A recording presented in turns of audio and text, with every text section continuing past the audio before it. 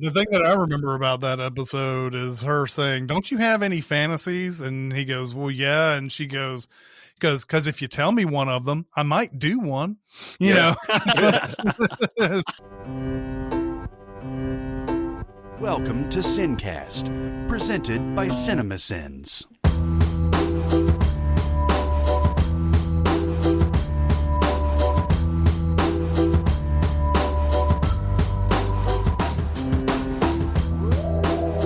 All right, everybody, welcome to the SinCast. This is Chris Atkinson from Cinemasins, joined as always by the voice of Cinemasins, Jeremy Scott. Hello, everybody.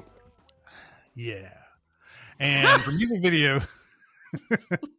And for music video sends Barrett Share. Hi. How's it going?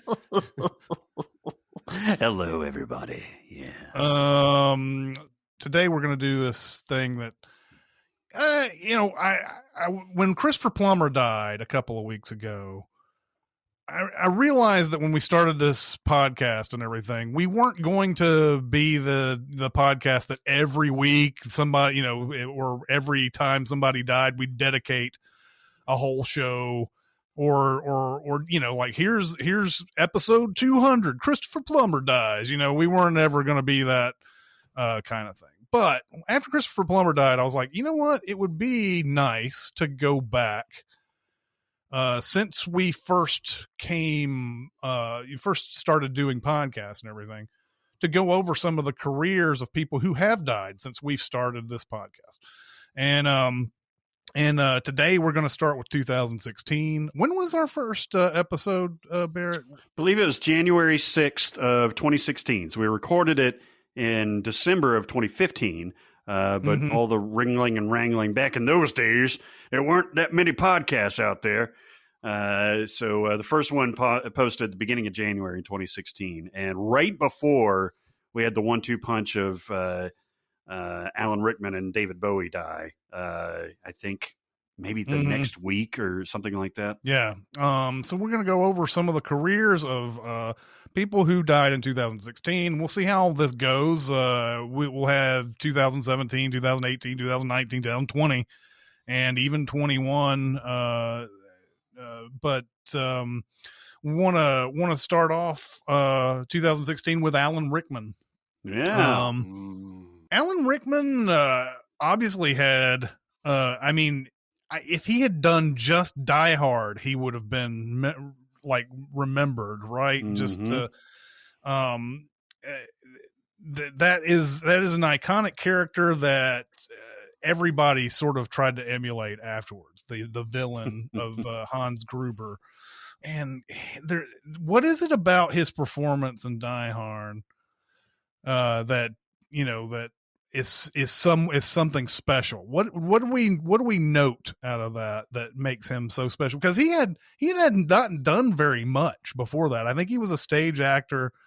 There's a movie that a lot of people like to cite I've never seen before of his.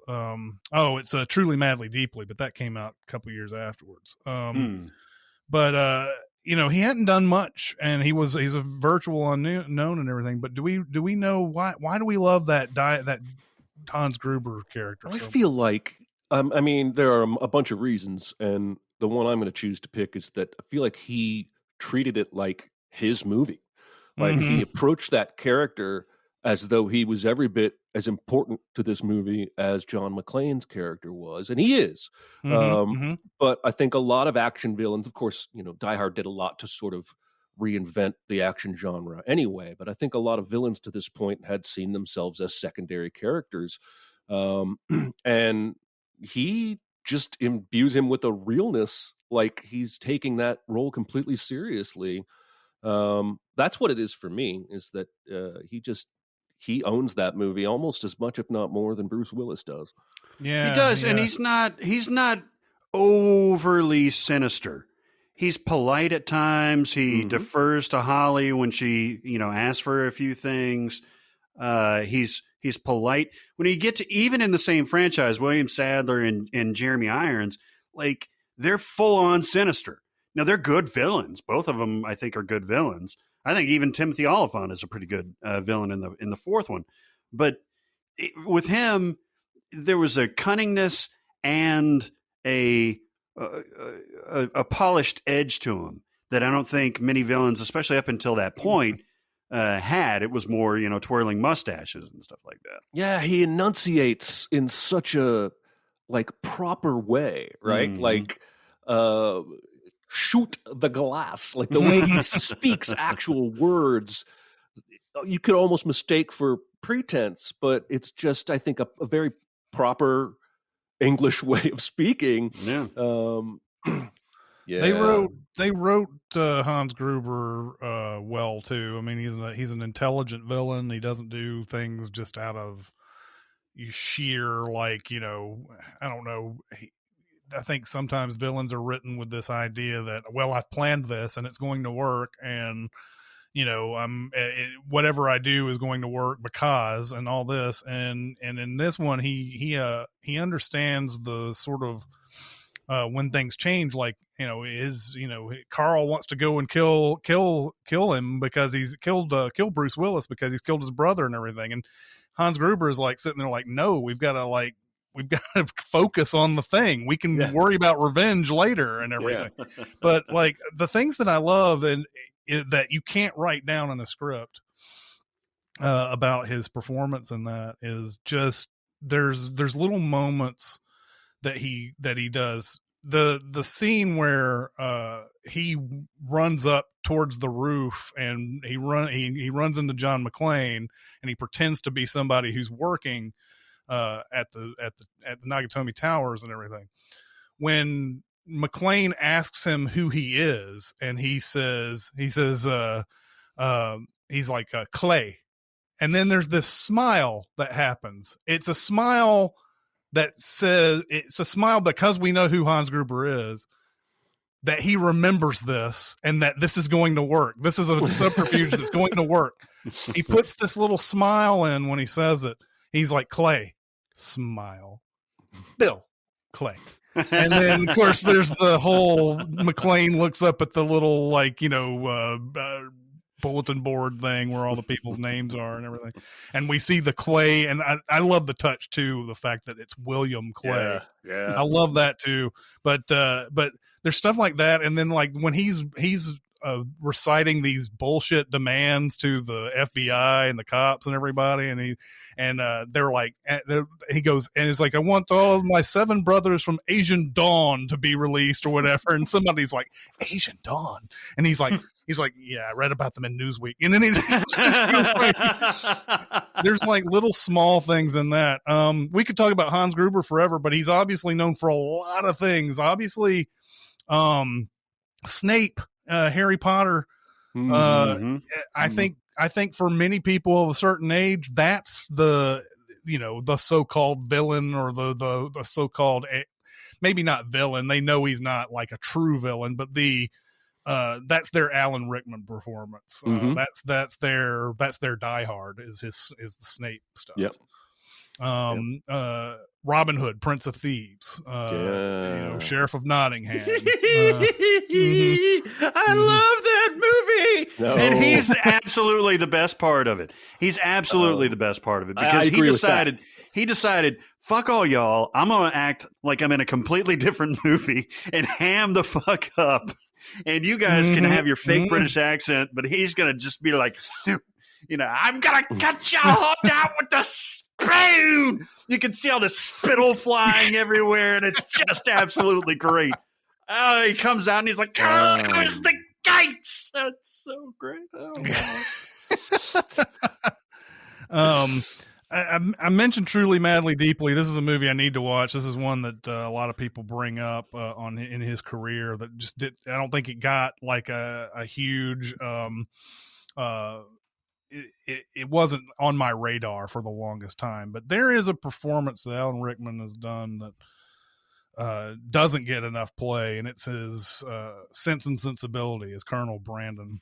I don't know if you guys are super into Sense and Sensibility and everything, but that's a great movie. I used to watch it a lot, and I don't remember why I used to watch it a lot. I think it might have been on cable or something a bunch, but Alan Rickman is playing Colonel Brandon, who is absolutely in love with the Kate Winslet character in there. But Kate Winslet obviously likes this Willoughby guy, and but he does everything.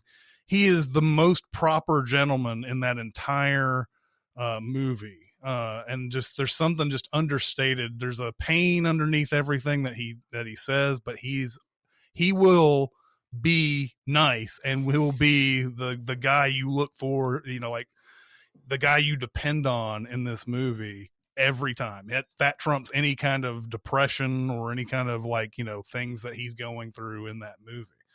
And so it's a great performance. I wish you guys knew more. I guess this doesn't register as much. No, I've seen it 3 times in my life, and I love it, and it's fantastic. It's just I haven't seen it recently enough to speak to it too well. But it's a fantastic movie. For some reason, probably because my wife, the Pride and Prejudice Keira Knightley made is the Jane Austen movie I've seen dozens of times over and over again. But I think they're both equally good in quality, and he's I remember him being fantastic in that, very understated. Whereas like a Hans Gruber is kind of very in your face, and the Sheriff of Nottingham was spittle flying everywhere. He shows great range. Yeah, and then shows up in Dogma, Kevin Smith's Dogma. Yeah, baby. Yeah. Does anyone else? You guys haven't seen that movie recently, right? Saw it when it came out. That's it. Yeah, it's been a few years since I've seen it. Man, I love that movie. It's way over the top, and it's silly at times, and it's downright stupid at times. But there's so much to like in that movie. And the cast is one of it, and especially Alan Rickman. He comes in. He's a big player in this. He's the angel that shows up to Fiorentino's place, and she's like, it says something like, "Do you want to have sex with me?" And he drops his pants, and he's like knocking on his lack of genitals. He's like, nothing happening down there. It's an angel. But he's not over the top. Now, Chris Rock is a little schmaltzy sometimes. Fiorentino's a little schmaltzy. The whole movie's a little schmaltzy. But he grounds it in a way that is very Rickman-esque. Yeah. Same year he does Galaxy Quest, which we love. We all love here. That's right. There's not been I don't know if there's it's one of the best castings there is for a movie like this, because he is essentially that guy, right? He is that actor who could do Shakespeare. And finds himself on a silly sci-fi show and have people always asking him to recite the same catchphrase over and over and over again, where he doesn't believe that it's like real acting, almost, he doesn't believe that it is, but that's what's putting, food on the table. His performance in Galaxy Quest is another great. He's such a proper actor.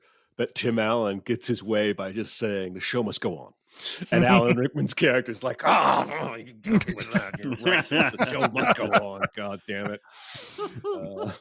Yeah, he's perfect in that, and we've talked about that movie a million times, but his just exasperation at the whole thing, even in the throes of adventure, he's exasperated by this guy who wants to imitate his culture and do the chant with him, and he's just like, oh, Jesus Christ. Yeah. Is he supposed to be a direct corollary to Leonard Nimoy? Was Leonard Nimoy more of like a auteur than he was a method obviously actor. Than Shatner was? He was? Nimoy was a method actor when he started. Thankfully, this is the only time this has ever happened. I pulled up the right Wikipedia page just before you asked about this, because I was also curious to see how much, did Nimoy have a bunch of stage background like this character? And I haven't seen that yet, but it does say he was a method actor in the beginning of his career. Well, you can see, obviously, Tim Allen's character is directly Kirk, right? He definitely is William Shatner. And you see, the rest of them, but it seems like Leonard Nimoy had more of the gravitas as an actual actor than Billy Shad. Mm-hmm. He was on the stage, and Marlon Brando was his hero in his role model. There you go. So, interesting. Talk about his performance in Love Actually as well, Barrett. You're the more versed Love Actually person here. That movie's horny. That movie's really, really horny, and it is. He's pretty horny too. Okay, so he's in a loving marriage with Emma Thompson. And by the way, those two together are magic, even when they're not like super connecting and that kind of thing. But he has this hot young thing, assistant Jesus. that is just absolutely on his nutsack. And she won't let go. She's just like, hey, every time like pressing up against him and stuff. And he has that hilarious scene with Rowan Atkinson too at the department store where he's wrapping up the gift and he's trying to get the necklace out before Emma Thompson comes back. But he's that whole relationship is the most believable and relatable part of this whole movie, which is, yes, I'm starting to think it's not very good, but it's still so watchable. And he's excellent. Emma Thompson is phenomenal too. Their couple is the centerpiece. And Alan Rickman had a very distinct voice, so we know so he would show up as on credits for voice work as well. And Hitchhiker's Guide to the Galaxy, he plays Marvin the robot. I was used to hearing some of the old BBC recordings of Hitchhiker's Guide to the Galaxy, and that was one of the few moments where somebody translated over from those BBC that actually it actually worked, like it actually felt right or whatever, because he's perfect for that role, that Marvin the robot role, and everything. Do you like that movie? Haven't seen it forever. I was disappointed in it, but I was also a huge book fan. So like it was, nothing can really, I thought it was a little bit too Americanized or too they try to throw too much, like, I don't know, like weird, the screenplay has a lot of like jokes in it that are a little bit more obvious, I guess. Like Hitchhiker's Guide to the Galaxy is just an insane, insane kind of book. This one, they tried to throw a little bit more, like, I don't know, down to earth kind of jokes in there. And it just like doesn't blend in well with all the other madcap stuff that's going on. He's great, but he was the only thing about it that worked for me. So And there are is there anything else on his filmography that stands out for you guys? Because there's some on here that I know the names of, but I didn't see them. Bottle Shock is a movie that I know a lot of people. I guess that I've heard that movie and I've heard of him being good in it, but I have, that's one I haven't seen. But those are his highlights. Those were his big highlights we just went over. They are. I mean, I always loved Quigley Down Under, which is a Tom Selleck thing.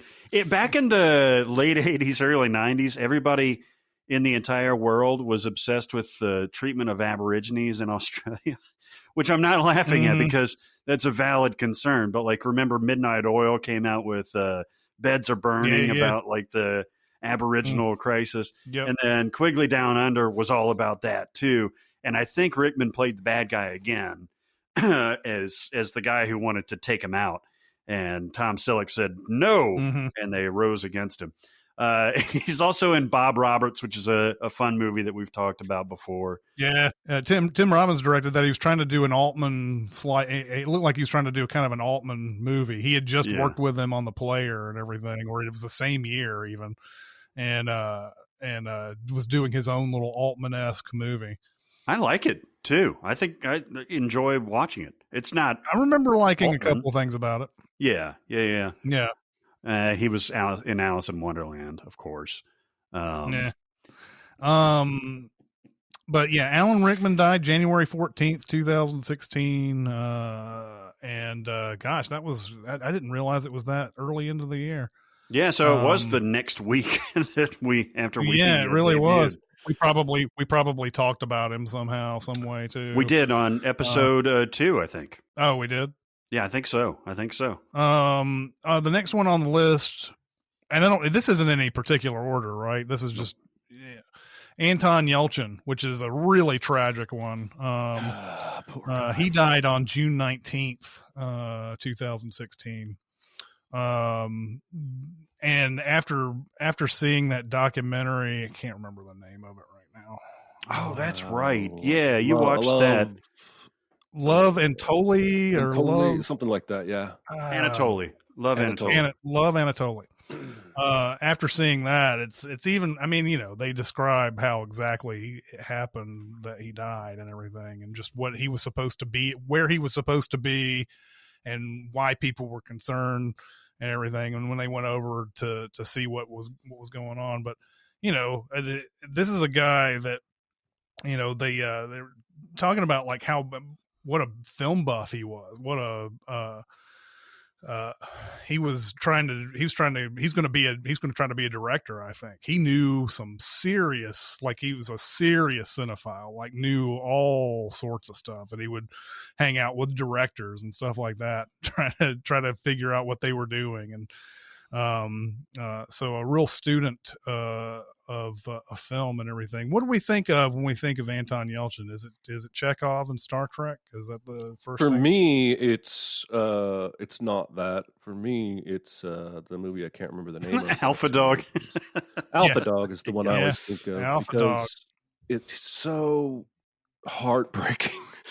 It is heartbreaking, and I'm mesmerized by that movie. Every time I see it, I stop and watch it. But I think the general public thinks of Chekhov first for him, and he's great in those movies. And if you hear the cast talk about him, it sounds like he's just one of the most lovely personalities to be around on set or just hanging out.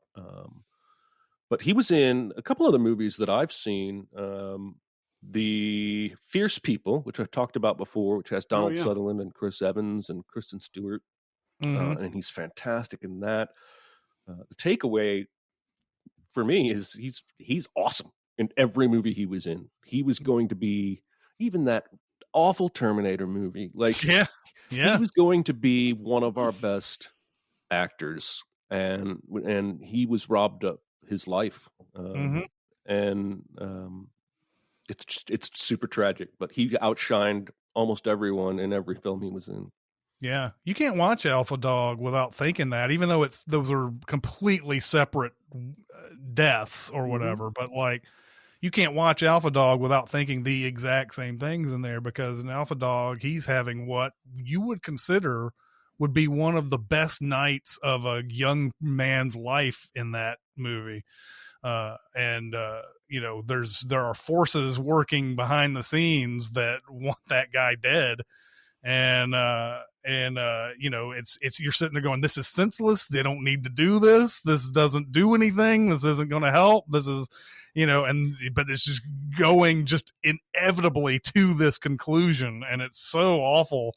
But that movie is great. It gets better and better every time you watch Agreed. It does, man. If you talk about, this will be later in the broadcast, but in a later ad, we talk about a movie that turns on its head. That movie is a full-on party up until the very, very end. And you're like, no. Oh, shit. Yeah. And these people don't have it in them to do it. Like, it's all the people who are making the calls. It's the Ben Fosters of the world that you think are, that are the ones that can do this, but not Justin fucking Timberlake. Yeah. These people that are going around. So, Another performance I just want to recommend, if you do want to go through his work, and remember what a great actor he was, is a little film called Rudderless. I talked about it once briefly, and it has Billy Crudup in it, and I did not know until just now it was directed by William H. Macy.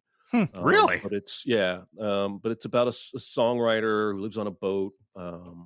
He's been through tragedy, and he and Anton Yelchin's Billy Crudup. He and Anton bond, and I really liked that one too.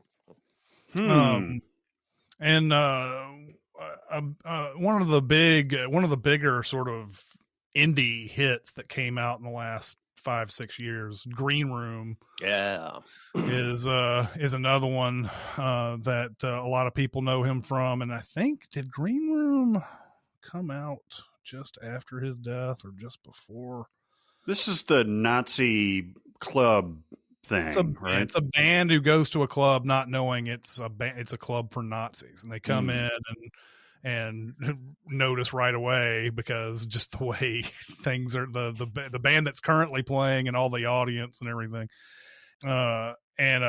Green Room is pretty vicious. It's a pretty violent and vicious movie, but yeah, and he's great in it, and that's another one that you would want to see on Anton Yelchin's resume there. You liked that one, right, Chris? I did, yeah. And it's is Patrick Stewart like the Nazi leader? Patrick Stewart. Patrick Stewart plays the Nazi leader. Yeah. No, he does that in real life. You don't know that? That's the poll that somebody's going to take. Like, Patrick Stewart's a Nazi. Yeah, it is like he started out method, but then he really learned the ideology. He's the least likely Nazi ever. I know. It all started when Ian McKellen was in Apt Pupil. Yeah, that's right. Apt Pupil, right. That is crazy, though. God. That's a crazy poll, because I was just thinking about Ian McKellen's character's backstory in X-Men, but he played the SS officer in Apt Pupil, and that was Renfro? He did. Renfro, who also died. Way too young. Yeah, wow. Yep. What a weird connection my brain just made. Yeah, no doubt. Yeah. But yeah, that's the thing. Yelchin did a lot of movies that are indie and everything. So I haven't seen a great bulk of them, unfortunately. But that documentary goes through a lot of what he was going through in nearly every single movie he was in or whatever. And he was guy was really super active and an interesting person. Just that's one takeaway on this. Watch that documentary for sure. I got to do that. He was also in Charlie Bartlett, which I remember being very charming at the time. That was early in his career, I think. And Hearts in Atlantis, which wasn't good, but it wasn't his fault. But also, he was in Fright Night, which is a remake. Fright Night, the remake, yeah. That had no business being good, but it's fun.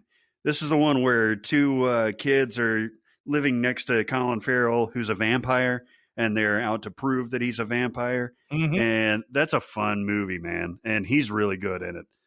That's even like a horror movie that's up Jeremy's alley if you haven't seen it already. I'm going to have to check that out. Yeah, of course, the original. Go for the original first, but but that remake is solid. I think me, man. The remake was decent. Yeah, I go in reverse order. I'll start with the remake and then go back to the original. I watched 1998 Psycho before the actual Psycho. Yeah, that's right. And in case we screwed up that documentary name, Love Antosha is the name. Antosha. We did mess it up. We said Anatoly. Yeah, I Love Antosha is, and that was that was what his sign off was when he would write to his parents. He would write letters to his parents, and Love Antosha was there's a story in there because when he plays Chekhov in Star Trek, I think he was born in Russia, but he wasn't there very long. So he was immediately in California when he was 2 or 3 years old or something like that. And when it came time for him to play that role, he didn't have a good Russian accent. So he was upset the fact that his parents are Russian and he couldn't do the Russian accent and everything. So That's a kind of an interesting dynamic. It is, and you probably know this. I actually haven't seen Star Trek Beyond since we saw it in the theater. I think me and Chris did, or somebody. That's the only one I remember Chekhov really becoming a decent player, because they all kind of go in their own directions, and Chekhov has some moments to shine in that one. Like, he's an integral part. They in the pair first everybody two. up really well. Yeah. Well, in the second one, in Into Darkness, he gets to shine a little more because they write Scotty off the ship. Oh yeah. So that he can save the day by being on the bad ship later, and so he takes over for Scotty and becomes the chief engineer, but he doesn't know what he's doing, so he's kind of like learning on the job. But yeah, I think Beyond is the one that really gives him the most time to shine. It pairs him up with Kirk, and they meet Jayla. That movie, as the kids say, slaps, and you need to watch it again. I need to watch it again. Came out. Did we watch that all together in the theater? I think so. Think so, right? I think that's right. That's my memory. That was fun as hell, man. That movie was just a lot of fun. I'm telling you, you need to watch it again. Right. I might do that. I might do that like later on. Yeah. Next on the list is Carrie Fisher, who died just before 2016 ended, December 27th. Obviously known as Princess Leia, but she has a lot of other roles that you may have remembered her in, and it's crazy,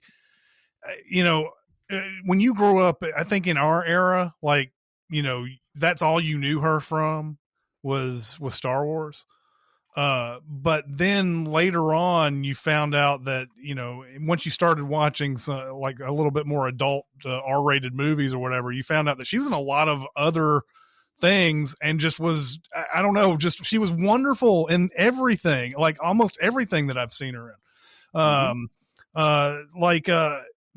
She's not in it much, but the Blues Brothers, she plays a fun character in the Blues Brothers. I tell you what, yes, I love her character in the Blues Brothers. Comes out of nowhere. I think she's credited as like Random Woman or something like that. Yeah, Mystery Woman. Yeah. Mystery Woman, but she's obsessed with Elwood. Comes out and like fucking just rakes the whole street with like automatic gunfire. Yeah. What really gets you in A New Hope and Blues Brothers and stuff like that is how absolutely gorgeous she was, and of course was up until the end of her life. But I mean, just like a vision. She was gorgeous, and you can see why everybody kind of fell in love with her. Yeah. And then towards the late 80s, there was just like a lot of different output. Like she's Tom Hanks' wife in The Burbs. Yep. It's not a showy role, but she's got her moments in The Burbs. Yeah. And then When Harry Met Sally, she's got one of my favorite lines of that whole movie. It's when she and Bruno Kirby are about to get married, and Billy Crystal is helping them move in together, and Carrie Fisher and Bruno Kirby, they're so in love, and they're the perfect couple and all this, and they're having a slight argument over this like wagon wheel table or some, I don't remember what the decoration was, but it's like some sort of wagon wheel table. Yeah. And she doesn't want it in the house at all, and he's just like trying to defend it and trying to keep it and everything. And Billy Crystal, he's just down in the dumps, and he's still upset over his divorce and everything. He's like, you know what? This is all nice. This is all great and everything. But, at some point you guys are going to, this is going to all come to a head, and everybody's going to be arguing about who's going to have this, who's going to own this wagon wheel, this stupid Roy Rogers, blah, blah, blah, wagon wheel or whatever. And Billy Crystal walks off and in a huff, and Carrie Fisher turns to Bruno Kirby because they keep it there. Carrie Fisher is like, I just want you to know that I will never want to have this wagon wheel.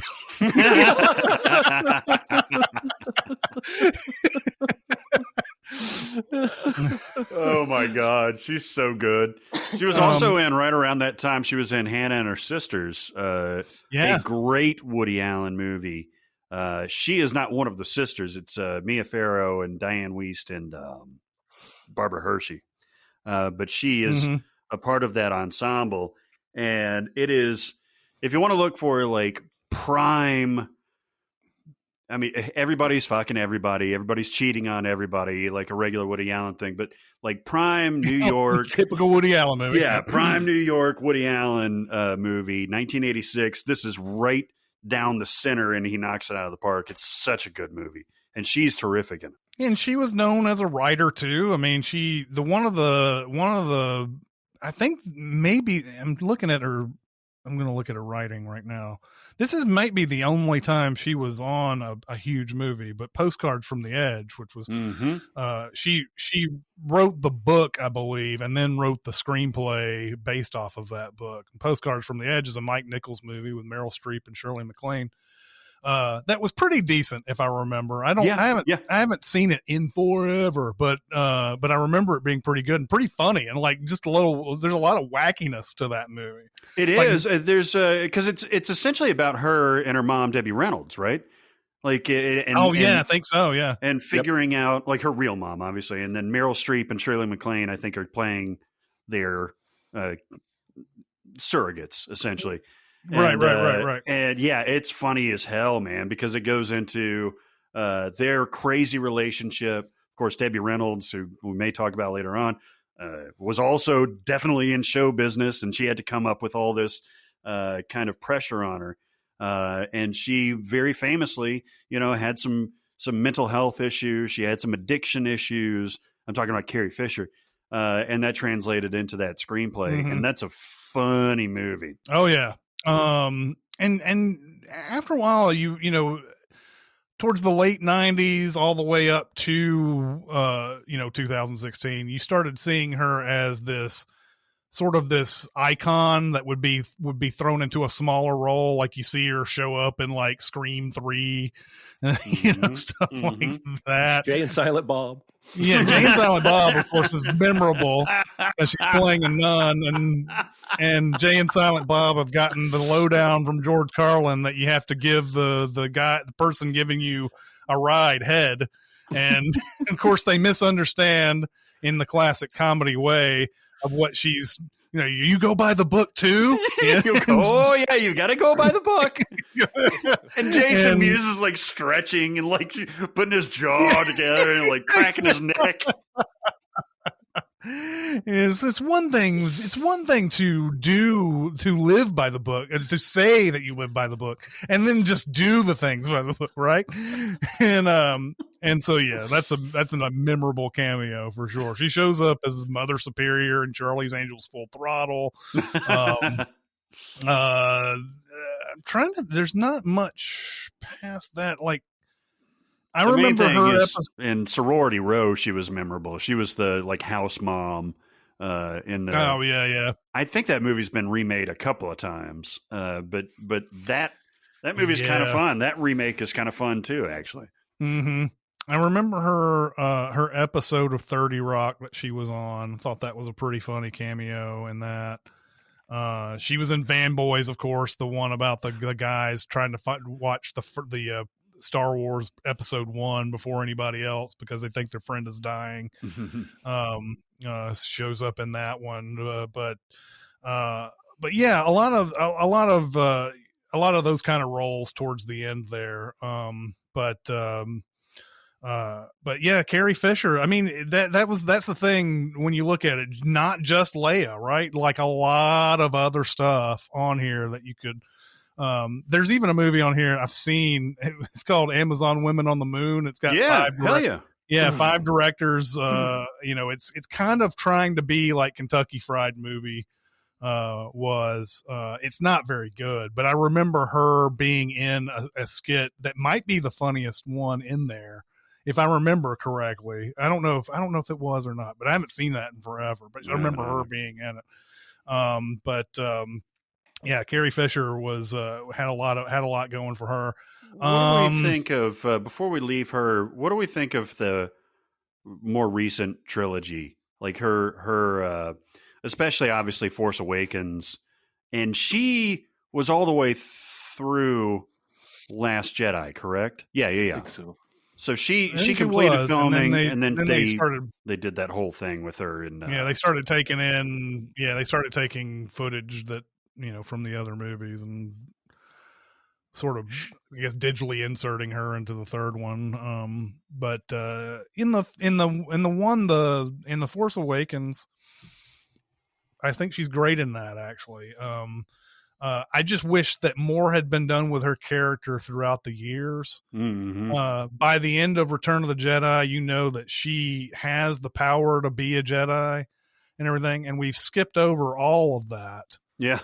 To, okay, well, she didn't really get into Jedi-ing at all. But she's a force to be reckoned with, no pun intended.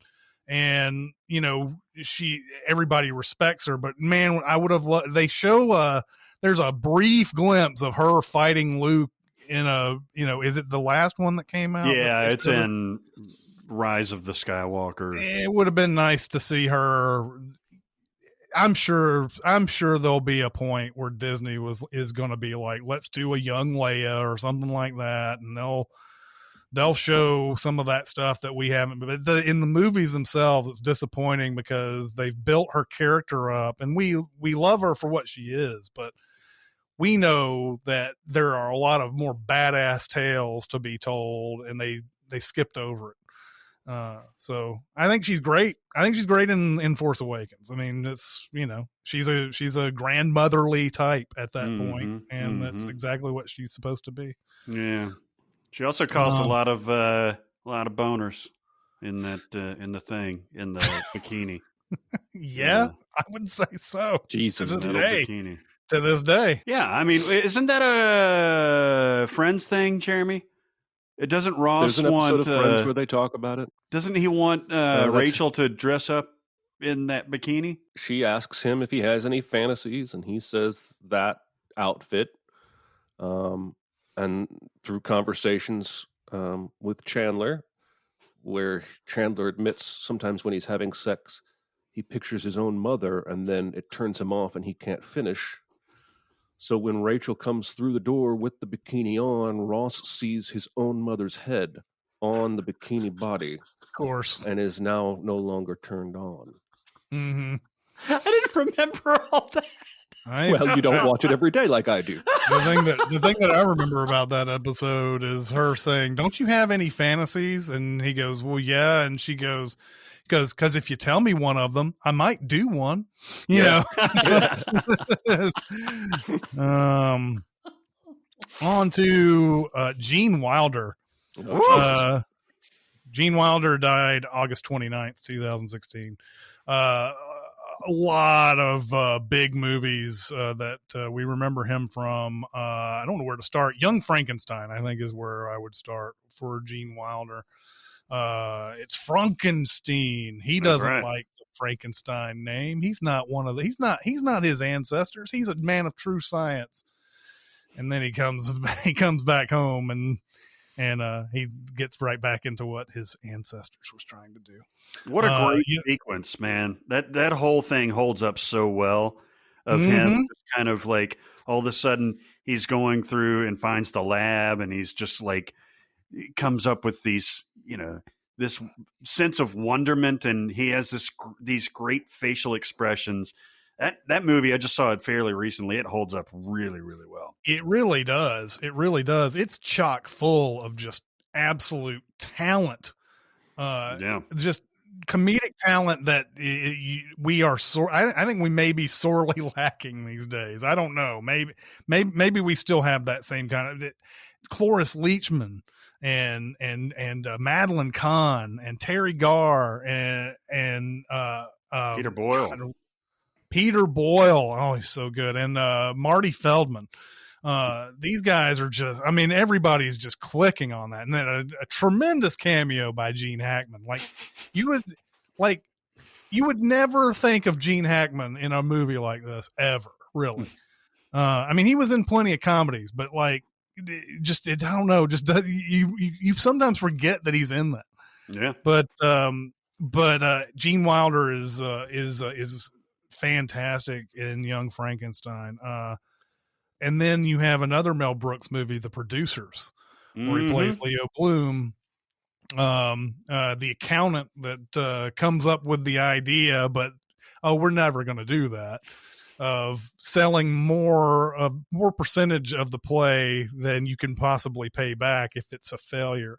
The original Producers is one of my favorite comedies.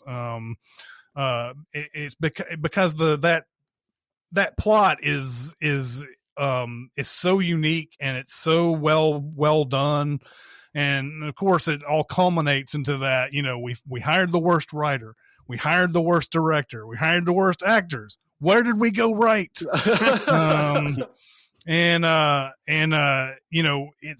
that movie's good. And he's kind of a whiny character in it, but he's a great like foil for Max Bialystock in that movie. Willy Wonka. Willy Wonka is probably where I probably should have even started, because it's what everybody thinks of when they think of Gene Wilder. But Willy Wonka is another great comic creation, right? That movie's fucked up. It is. That movie's fucked up. What did it come out in 70s and 71? Yes. I've seen this movie maybe 30 times or so, and it keeps getting more and more fucked up. This is a Roald Dahl story, isn't it? Mm-hmm. Mm-hmm. And it's so horrifying. The kids are pretty much dying, and the family, Charlie's family, is living in squalor, to where the grandparents sleep all day in this crazy big bed, and they're making like dinner right next to them. And it's completely uncaring. The Oompa Loompas don't care about these whiny kids that are getting shoved down tubes and shit. Like it's absolutely. And then you have the psychedelic boat trip down the River of Chocolate. Oh God, it's fucked up. I love it. Yeah, I know. And he's just wonderfully sarcastic, like, no, please don't do that, and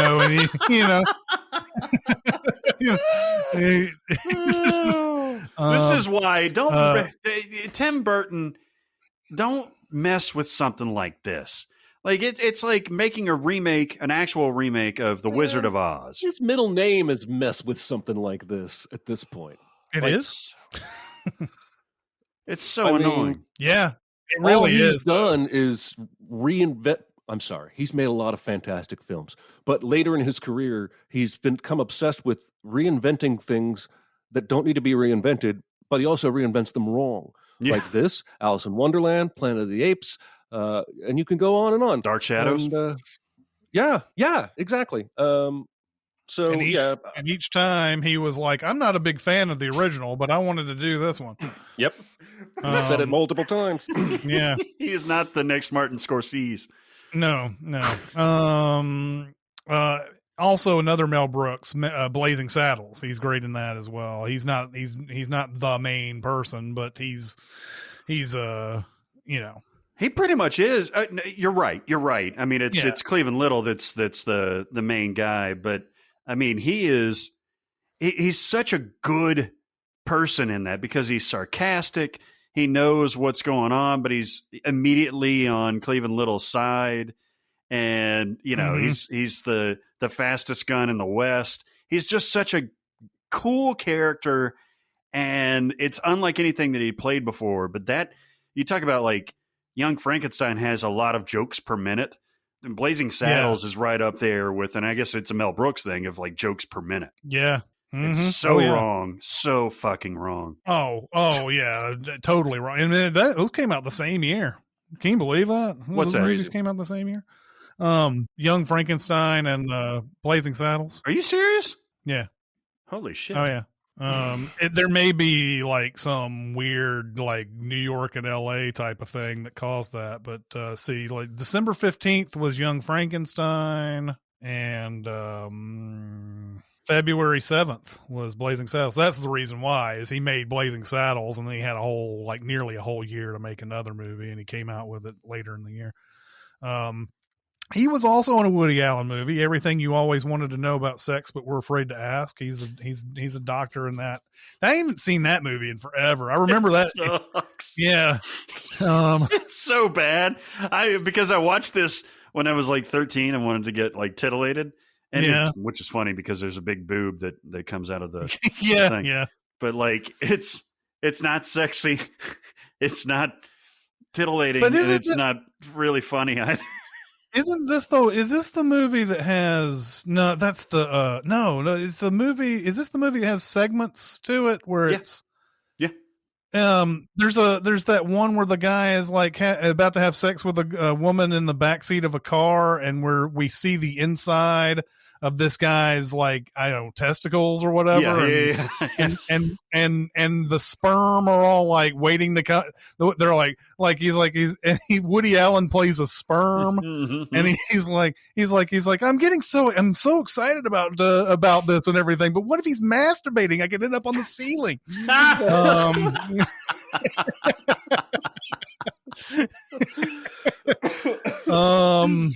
Okay.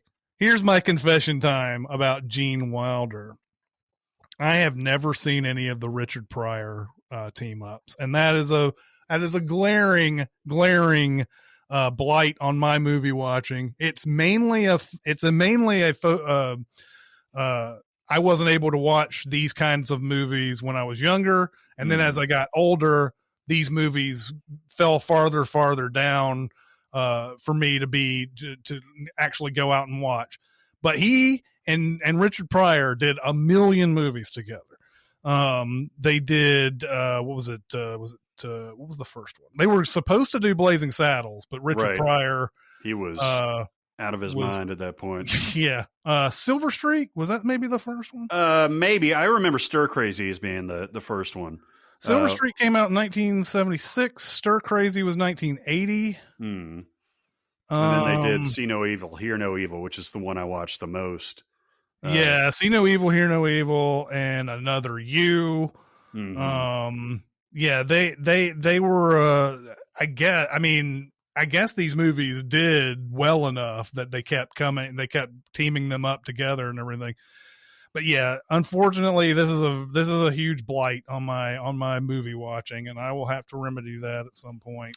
Well, watch See No Evil, Hear No Evil, because Richard Pryor, if I could talk, Richard Pryor is blind and Gene Wilder is deaf, and the way that they, and you can tell that because I think they were friends, like in real life. The way that they've honed their comic timing by this point is spectacular. All right, everybody, it's time to talk about Mubi once again. Mubi. I finally broke down and watched and broke down. I've always wanted to watch the one of Alejandro Jodorowsky's movies, and I watched The Holy Mountain. Ah, nice. And I'm not going to say that I understood everything in The Holy Mountain that I saw.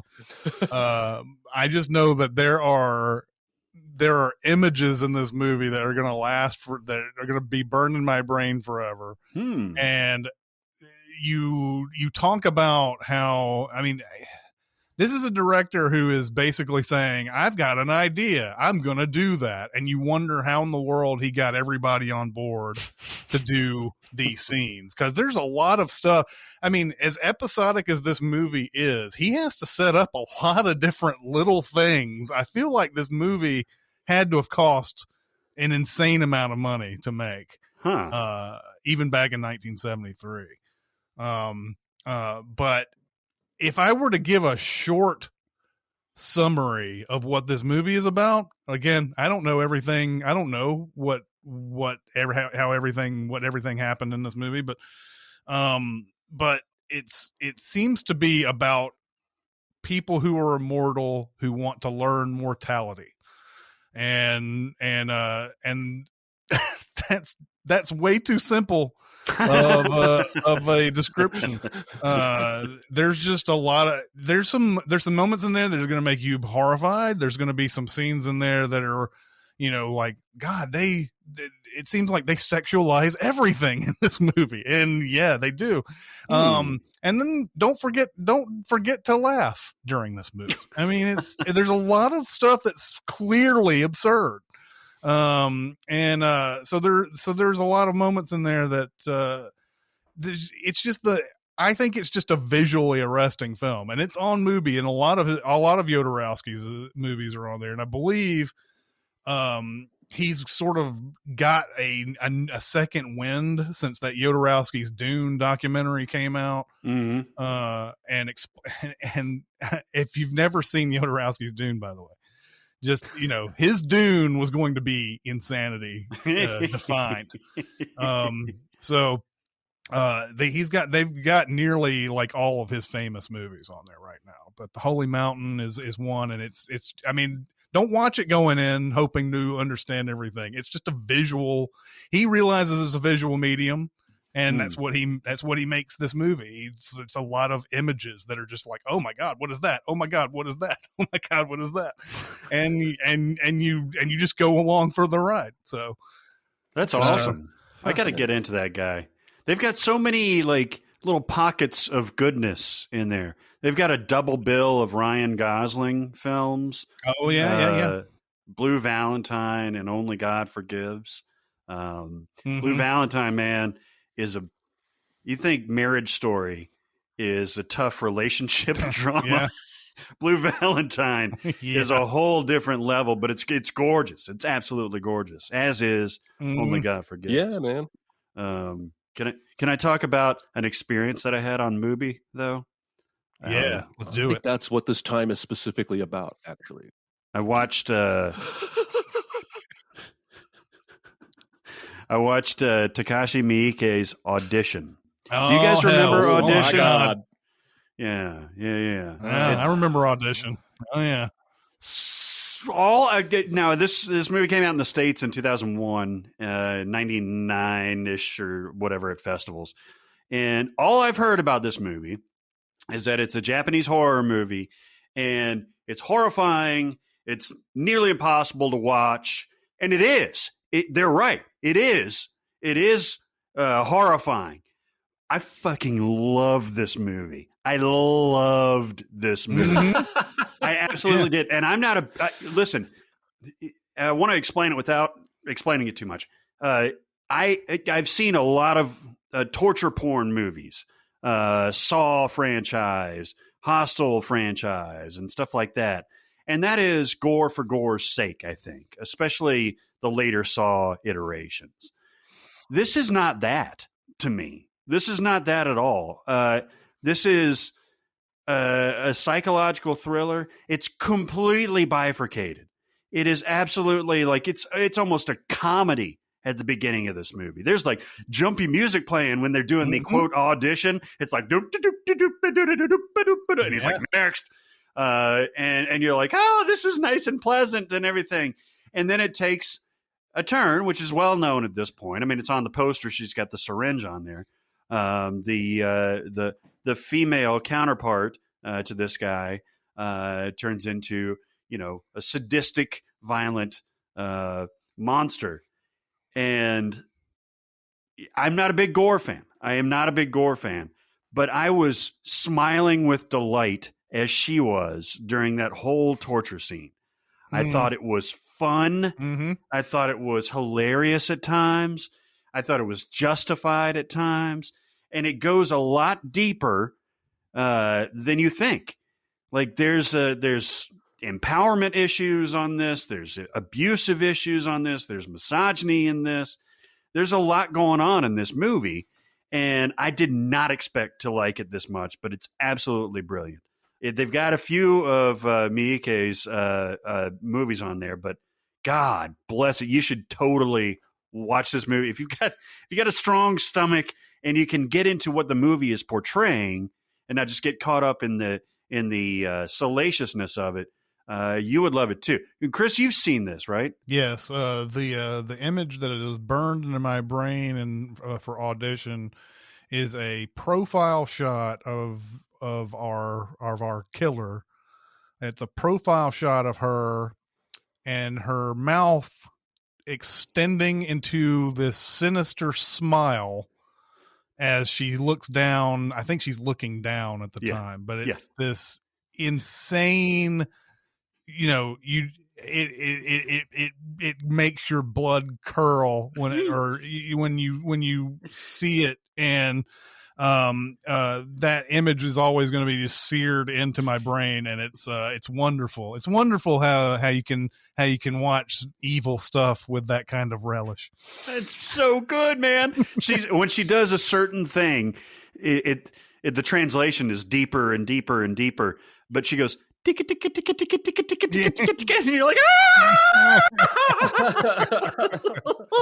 Yeah. It's so good.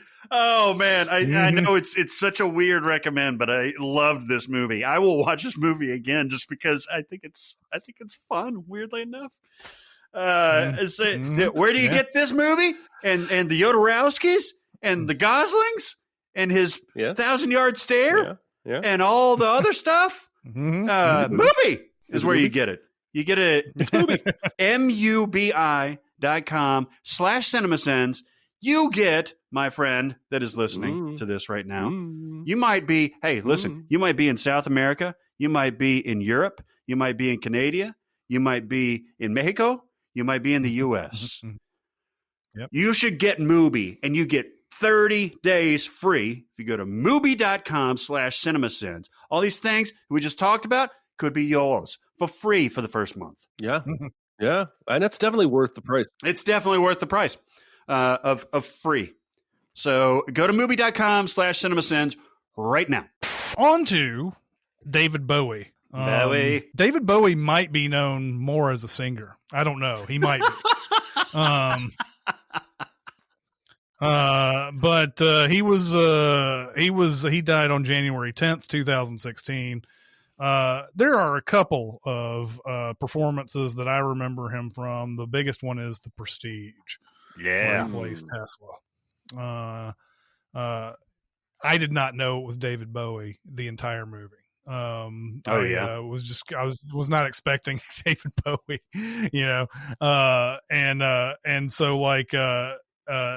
so yeah, he is great in that. Like it's out of nowhere he shows up. Yeah. Can you imagine hanging out like in that, I don't know where they shot it, but like some remote area with David Bowie and Andy Serkis just like hanging out ready for their turn to come up in the movie. Yeah.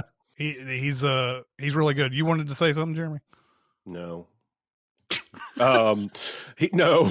You were leaning into the microphone, and I was leaning into the microphone, but I was scrolling through David Bowie's filmography, and I was trying to read something. So I apologize for sending the wrong signal there. If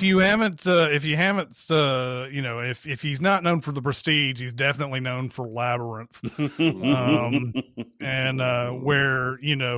where his tight clothing shows off his bulge quite well in a movie that's made for kids. He's going after a babysitter who's all of what? Jennifer Connelly's like 16 or something like that. He's like, at one point, and this always stuck in my craw even as a kid, he's like, just all I ask of you is like, love me, worship me, and I will be yours. And I'm like, what the fuck, dude? Like, hold on. No, that doesn't work out. And it's like, I will give you everything. Just love me and worship me. And I'm like, Jareth, you're a bad dude, man. He's a bad dude. He's a dude that would throw a baby around. One of my wife's favorite movies.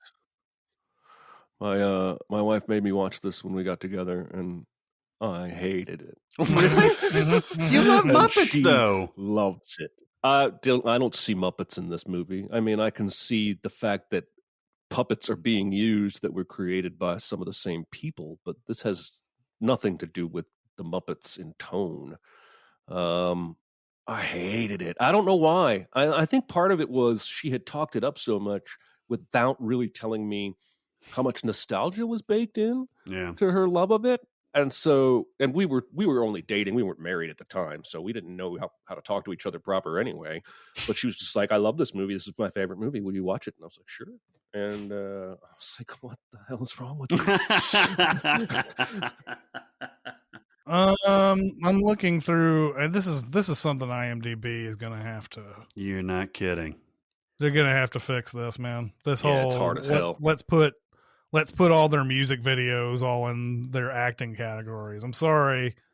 They're playing David Bowie in those fucking music videos. His big thing, so there's a few other things. The first one is The Man Who Fell to Earth, where he plays the alien. It was actually on Mubi, coincidentally, fairly recently. And I watched it at that point. He's terrific in that. He plays, like, if you had a good version of The Day the Earth Stood Still, this would be it, except with Bowie instead of. Is there a point where he's like, "And I'm the man who fell to earth"? Does he ever do that? I almost made that same joke. Nice. I seriously did. I was going to say it inspired that Nirvana song. That Nirvana song. Note, they are.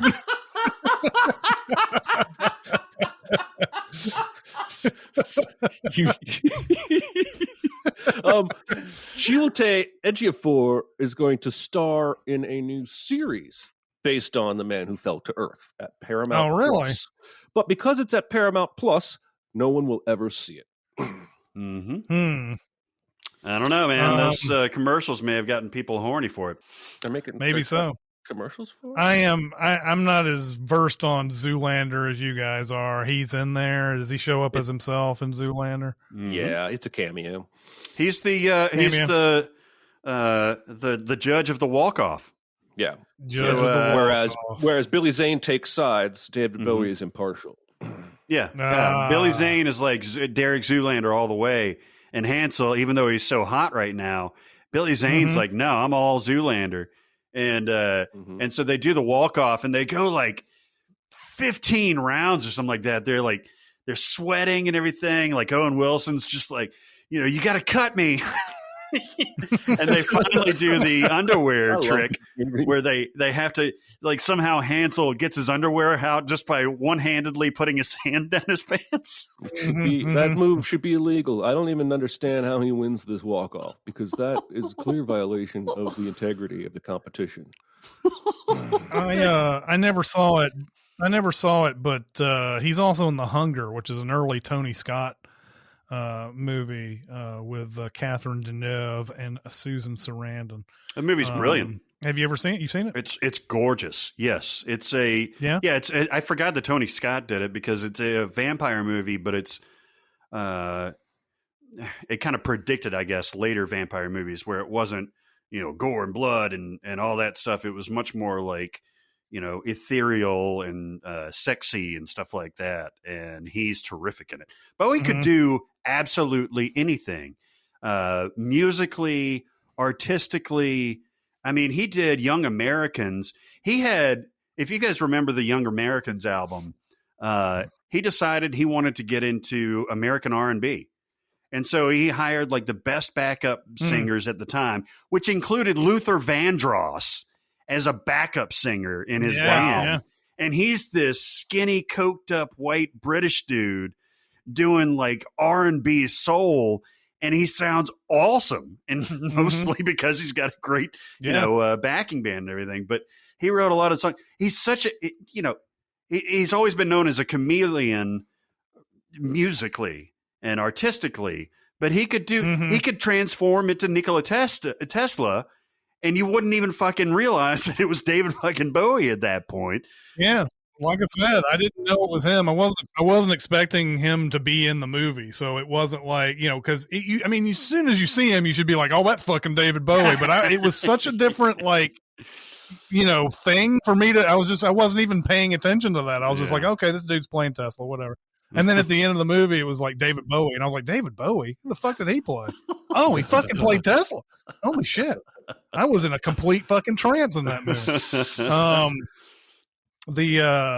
did you see the clip that was like sort of going around Twitter 3 or 4 weeks ago with Bowie talking to an MTV guy in the 80s? I did not. He was asking him, why are you guys not playing very much black music right now?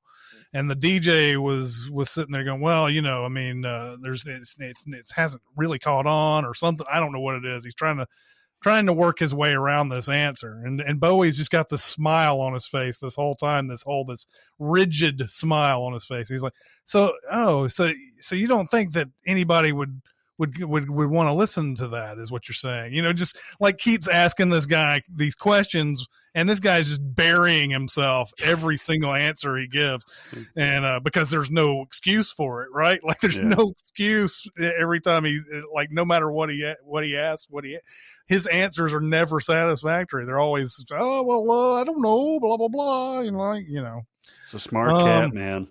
The other one, the last one that I want to mention is The Last Temptation of Christ. He's pilot in that. Jeremy, you've seen this movie, right? I have, yes. Yes, this movie. It's a good movie, right? I had such an experience with this movie. I don't know. I saw it once, and I was still quite religious when I saw it. Oh, and the reason I hadn't seen it for so long was because it was controversial among religious people, because all they knew was that Jesus steps off the cross instead of dying and goes and fucks Mary Magdalene and has a family.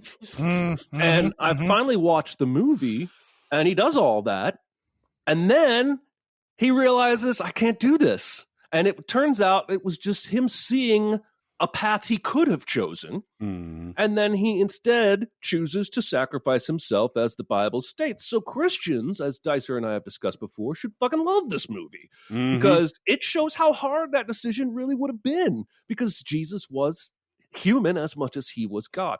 Sorry, I'm not trying to preach to you today, or ever, really, but I don't remember much about the movie besides that, because it was such a shattering experience for me to realize that I had been misled about this film. And that's really all I remember coming away with, was that, well, that's not what you told me it was. So I don't remember.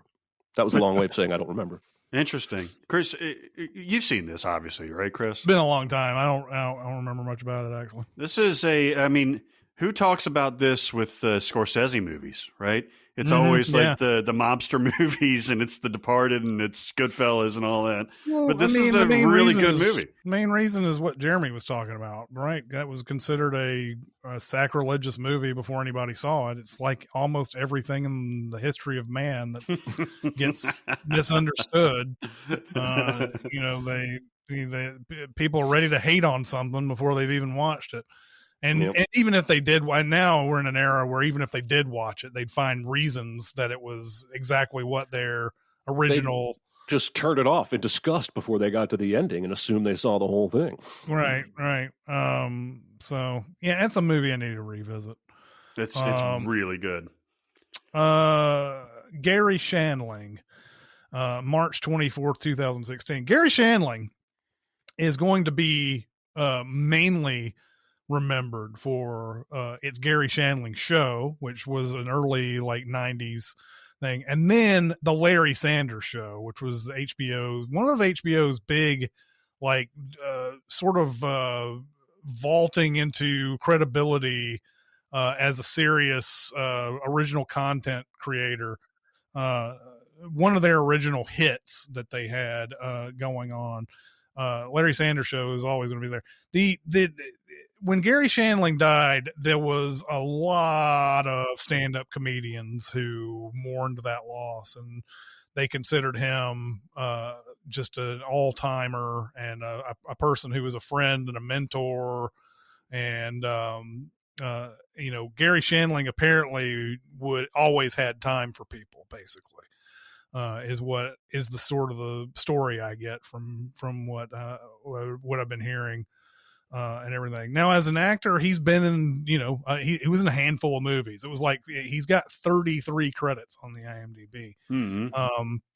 I mean, most people, if you ask them, like, what's Gary Shandling been in, they're going to think of the Senator Stern character from like Captain America Winter Soldier and Iron Man 2 and things like that. Over the Hedge, he plays Vern. I think it's the turtle. I think it's the turtle. He got praise for his voice work in Over the Hedge. That was another one. What was it? What Planet Are You From? Was another. I love that movie. Yeah. Do you really? Yeah, that's like a real cult favorite, right?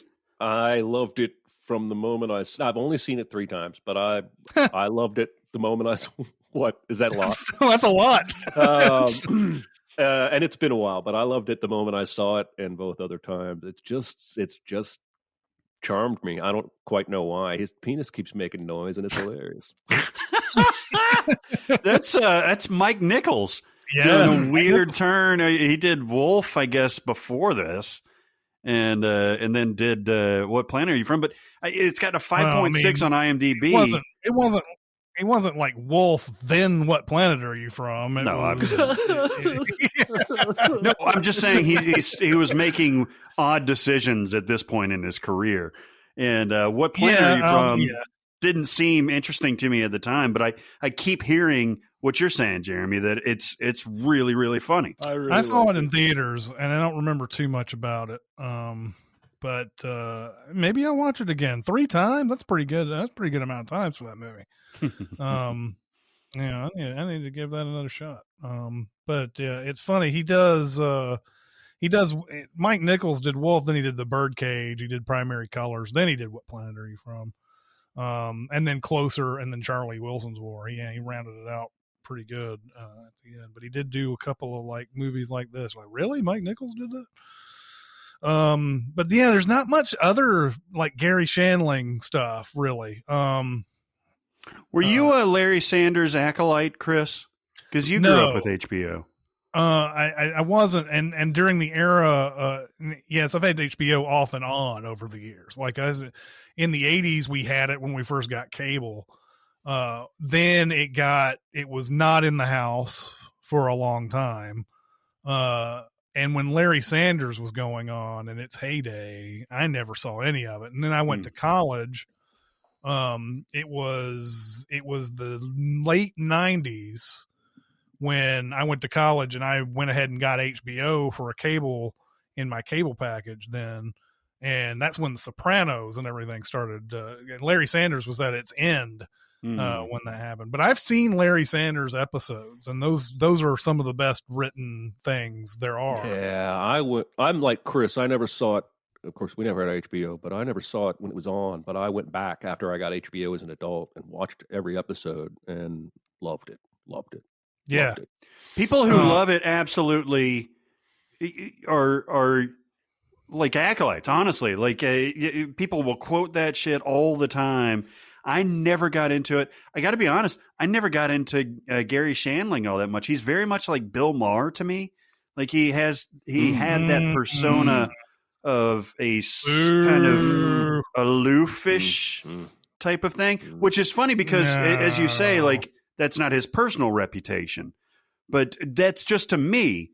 But obviously, I'm incorrect about this. He's playing kind of an asshole-ish Bill Maher maybe type of guy on Larry Sanders Show, but that's not who he was. From what I understand. I imagine when Bill Maher dies, there's going to be people who mourn him after, and everything, but they're not going to say, boy, that guy helped me out when I was, maybe they will. I don't know. I'm talking out of my ass here. But no, he only helps himself. I don't think that he's going to be that kind of guy that comedians like across the board are going to be like, oh my God, what a terrible loss. This guy was so good. Whatever. Maybe they will. Maybe there's some thing going on.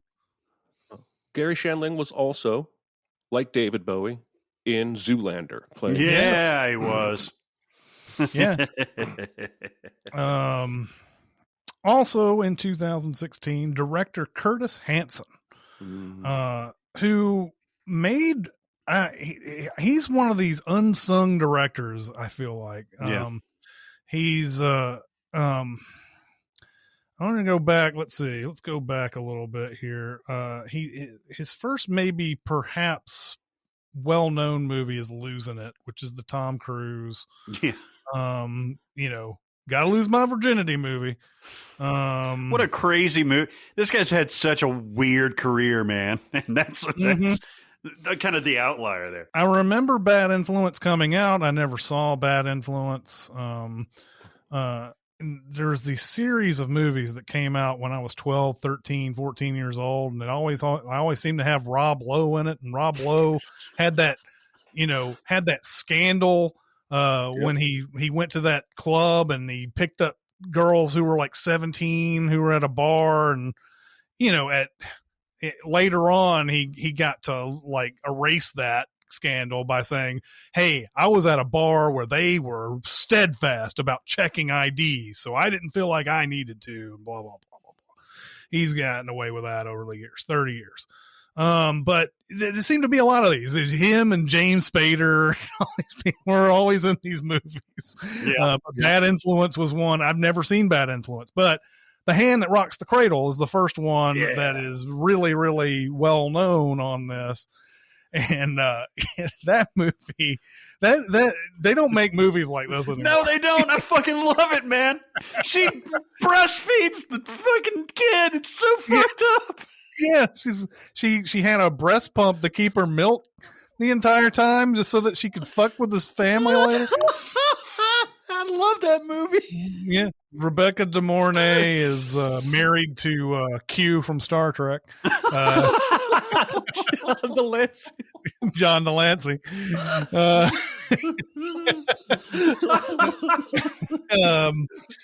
She's married to John Delancey. John Delancey is a gynecologist who goes way over the line with Annabella Sciorra, and she reports him, and then I guess a bunch of other women follow after Annabella Sciorra, and he loses his job. And then does he kill himself? Mm-hmm. He does.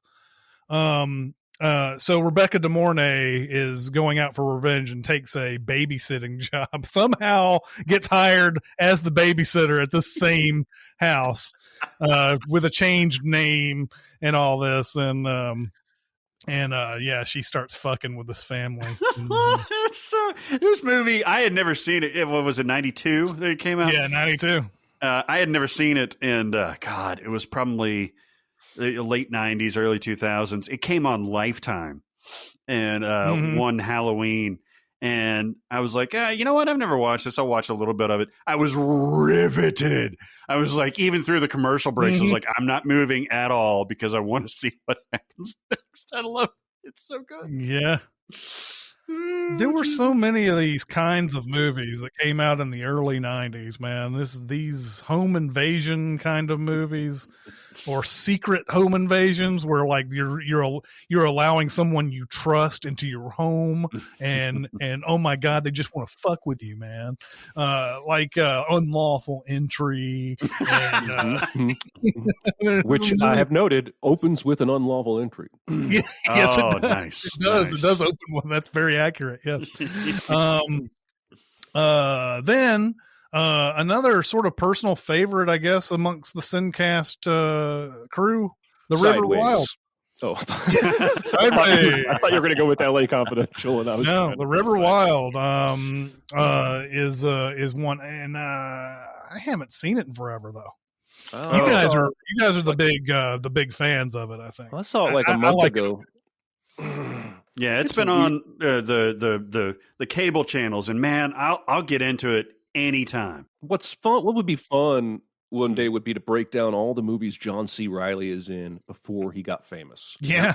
Yeah. Because he is in so many fucking of these movies where you're just, oh, it's John C. Reilly. I had no idea I didn't know who he was when this movie came out. Yeah. I really like the dynamic here because it's clear that Meryl Streep is a stronger individual than David Strathairn, her husband, and that she, even though he is well-intentioned, she is going to have to save the day with sheer force of will and wit. And I like it. It's a pretty simple adventure. I do think they should be way more wary in the beginning of Kevin Bacon than they are. Because in the beginning, there's like, oh, there's another person on the world's most impossible river to raft.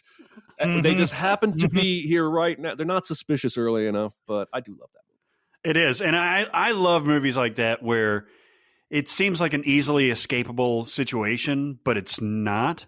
Like it's written really well and it's directed really well to where you can feel the stakes. You know, there are times where they run away, but they always get caught up from Kevin Bacon and John C. Reilly's characters. And it just keeps the tension up, even when, you know, you see somebody kind of get out of there for a little bit. And the scenery is unfucking believable. And it still holds up today. It's so good. Yeah. Not a movie that you would expect Meryl Streep to be in. No. Really, it's a different movie for her. Doesn't have that going for an Oscar feel that it seems like everything that she's done over her career felt like. The next one is LA Confidential, and LA Confidential is an incredible movie to be able to cut down a 500-page James Ellroy novel and to still make everything cohesive 2.5 hour movie or whatever is an absolute dynamite piece of work. And a lot of actors that have become huge show up in that. Russell Crowe, I think that was sort of his star making performance in the States. Guy Pearce, and then just surrounded by just an unbelievable amount of people, you know, Kim Basinger, Kevin Spacey, James Cromwell, and that movie, that mystery is great. It's just, I don't know. It's one of the best movies that you'll ever see, and it's better than Sideways. Hey, why did Kim Basinger win for that, the Oscar for that performance? She was due. Isn't that what it was? Because she's perfectly good in this movie. She's actually very, very good. But like, well, it just seemed like it came out of nowhere. The thing about this is classic, you know, Hollywood loves women who play hookers and stuff like that, right? Like, yeah, it's hooker with the heart of hooker with the heart of gold. Right. He's absolutely right. You're right.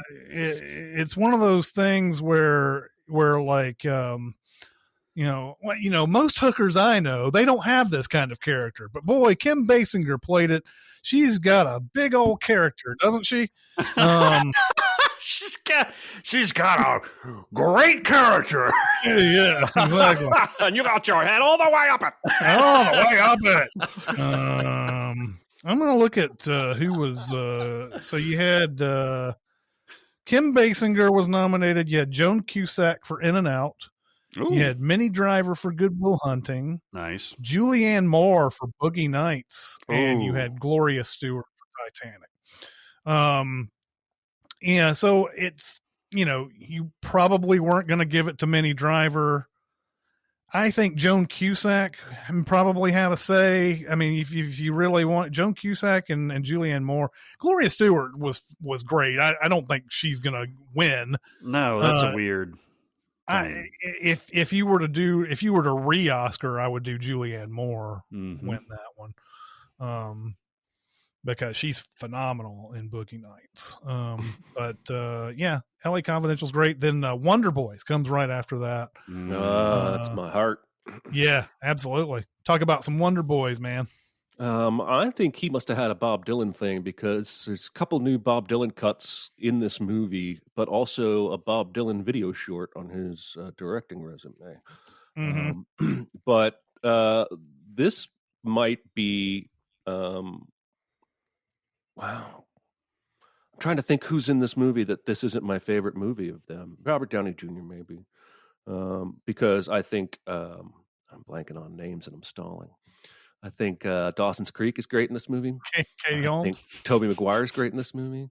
Fuck off, Barrett, for laughing at me. I think Michael Douglas is This is great for him. Exactly, because he's so known for a Wall Street type performance, or, he's always the commanding American president. He's always an authoritative presence. And in this movie, he doesn't know what the fuck he wants. He's a burnout who smokes weed all the time and can't finish his second book because he's lost confidence after his first book was this massive success. And it's just, a couple of days in the misadventures of this teacher, this professor, as he tries to shepherd this wayward writing student, Tobey Maguire, and also reconnect with the woman he's been sleeping with, who's not his wife. And that's Frances McDormand. Yeah. This movie, if you have a heart, I believe this movie will charm the socks off of you. Yeah. It's full of quirky characters who do and say weird and quirky things. It's got several standout scenes, like when Tobey Maguire recites all the Hollywood suicides, or when they go to get the car back from Ula, and Robert Downey Jr. crashes the car and loses the book. There are just so many moments that build on small moments to just erupt in laughter. And it's a feel-good movie. At the end, when Tobey Maguire gets announced with a book deal, and you realize this is how Robert Downey Jr. has saved the day and paved over everything. And he's so fucking proud of him, despite everything that guy has put him through. And he stands up and he quivers in his voice when he says, "Take a bow, James." And he starts clapping, and it gives me goosebumps every time. God, I love that movie. If you haven't ever seen it, it's probably in my top 20. Oh yeah, Wonder Boys is fantastic, man. Such a good movie. And I'm sorry, go ahead. No, I was just thinking. I'm trying to think if this Robert Downey Jr. is great in this. I'm trying to think of what my favorite Robert Downey Jr. performance is, and that's exactly what I was thinking. It's up there, absolutely. And this is before his comeback, right? Oh yeah, like this is before his fall. Was it? When exactly? I thought his fall was in the late 90s. You're right. This it was U.S. Marshals was then, so it was after that, I guess. But. Yeah, well, but I think he was still one. kind of roller coastering at this point. Yeah. But he's spectacular in this. And I mean, Chaplin was already behind him. All the Less Than Zero stuff is behind him. And this is just an absolute standout before he starts getting into, the whole career rejuvenation stuff. Yeah, it is hard to see what I might like more than that now that I think about it. I'm looking at... Definitely not Gothica. Maybe Kiss Kiss Bang Bang. I think Kiss Kiss Bang Bang is sort of the beginning of that comeback. So he was arrested in 96, and then was it after spending? He was substance abuse. After a week after his 2000 release. I'm not reading this paragraph correctly because he required another drug test in 1999, and he was arrested once more in 1999. Released in 2000. 2001, while he was on parole, a Los Angeles police officer found him wandering barefooted in Culver City. He was arrested for suspicion of being under the influence of drugs, but released. Even though tests showed he had cocaine in his system. So making this movie right then. right at Wonder Boys. And then he had, it took him a while, but then the Kiss Kiss Bang Bang and Iron Man and all that is what got him back into. But yeah, it took him a while. That was nearly full decade of troubles that he had there. Mm-hmm. And then Curtis Hanson, 8 Mile. Yeah. I mean, this is a string. This is just an unbelievable string. It really is.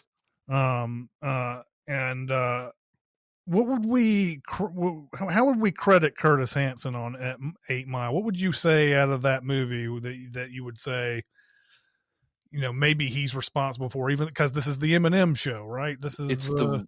It's the way he stages that final rap battle, I think, and the way he shoots and edits that together.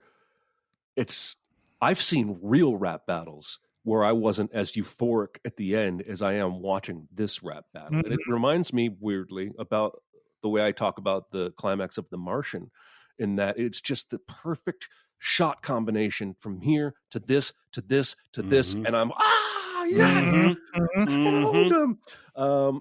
But for the most part, it's the Eminem show, and he does. I think he was very wise not to pursue a full-time acting career, because I think this is probably the only role he could play very well, because it's fucking him. He doesn't have to act. And there are even some moments where you can see some affectation in here. I think Kim Basinger probably more deserved an Oscar for this movie than she did for I agree. LA Confidential. She's fantastic in this. But as a movie, I'm not sure it's like an A+ or anything. It's great. It's a crowd pleaser. It's almost a sports movie in a way. It absolutely is. Sports movie. He makes hits all the beats. He makes Detroit a character, though. He does.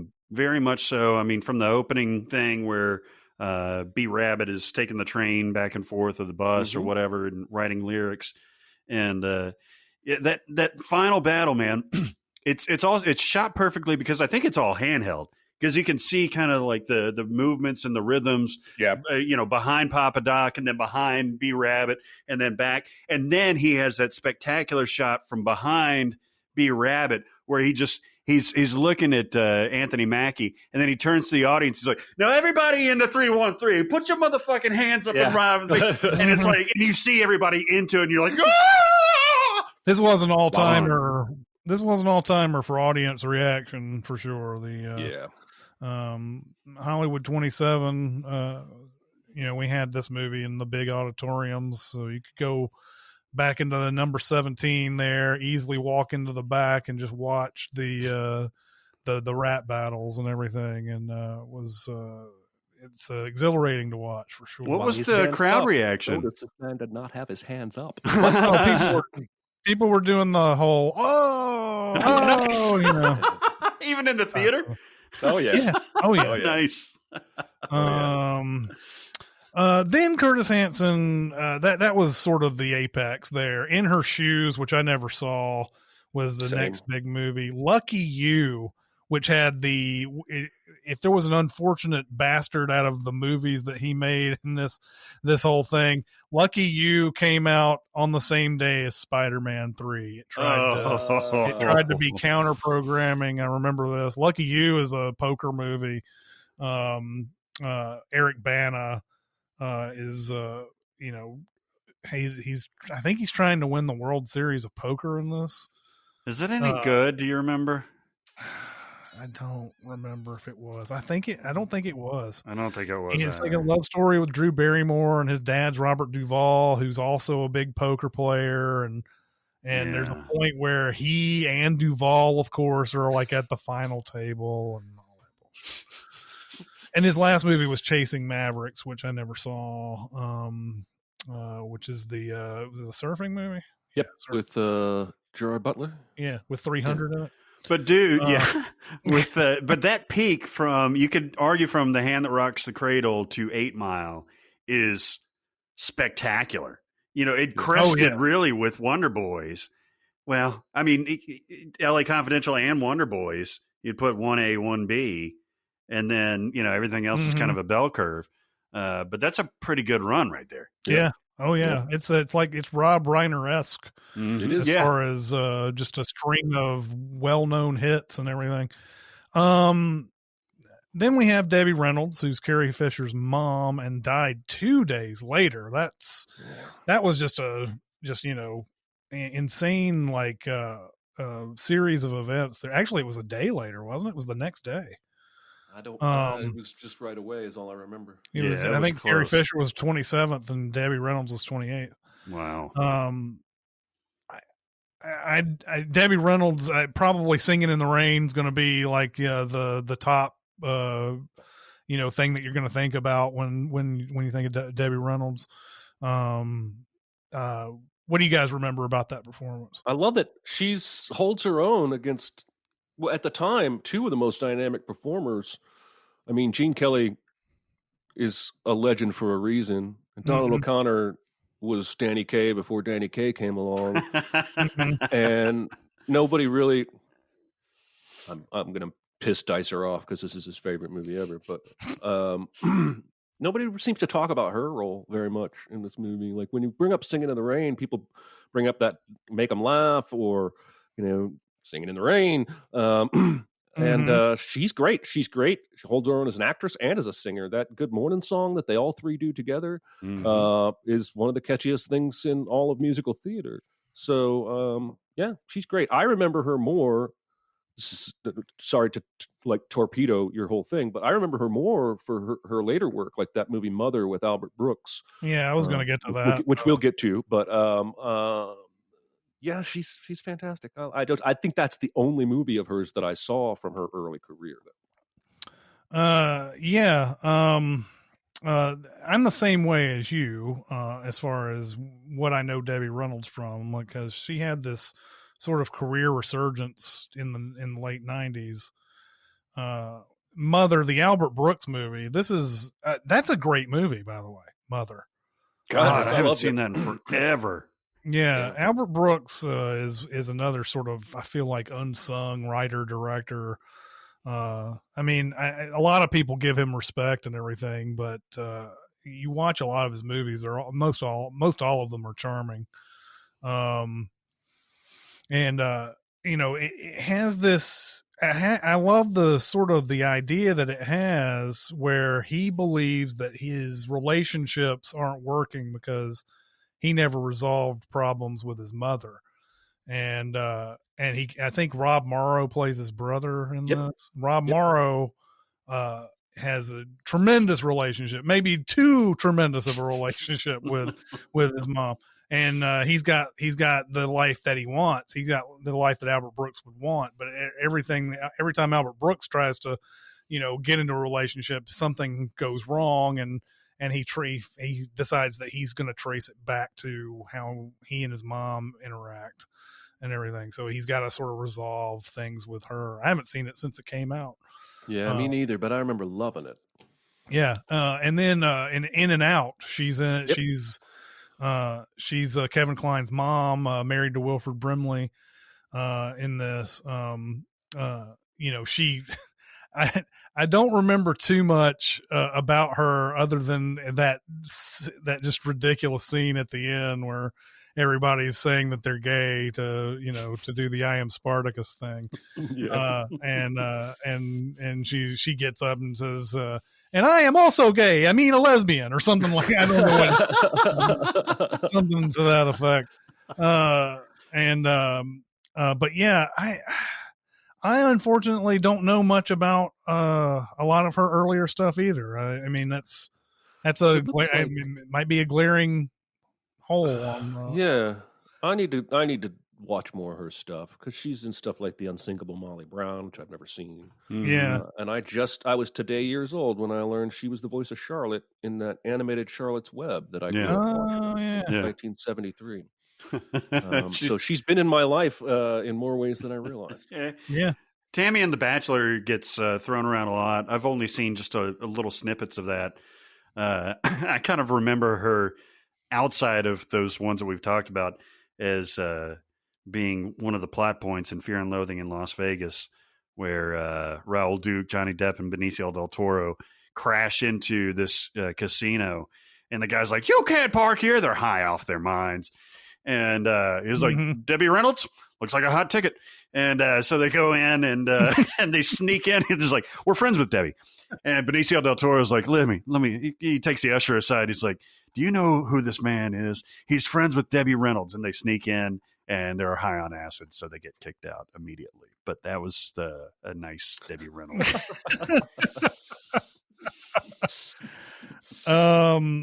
And then the last one on our list for 2016, and that's not to say, Barrett, that's not to say that this is all of the people who died in 2016, right? These are, quote, the most notable. Yeah. These are, kind of in terms of popularity, general knowledge, these would be kind of at the top of the list. The last one is George Kennedy, who died February 28th. At the age of 91. When you say George Kennedy, I immediately think The Naked Gun. That's the really? First oh thing yeah, I guess so. Yeah. Which is funny because he has a huge career before The Naked Gun. That is, he's in Cool Hand Luke, right? Yeah.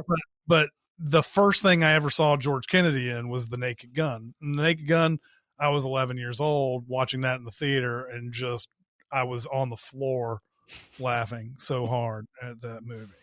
But George Kennedy is a great sort of like. That's the funny thing is everybody's a straight man in these movies, right? Mm-hmm. Like Leslie Nielsen is a straight man, and George Kennedy's a straight man. Nobody is like being wacky. Everything around them is being wacky. And he plays a great he still plays a great partner in that. But there's a part in The Naked Gun that I love. It's right after it's Leslie Nielsen, the trumpets blare into, and he blare into his ears, and he's all like discombobulated, and he ends up like, tackling the queen, and they slide across this big long table, and they bust the cake and all that other type of stuff. And it's in all the newspapers and everything. And George Kennedy in the next scene is going through like every newspaper that has this front page.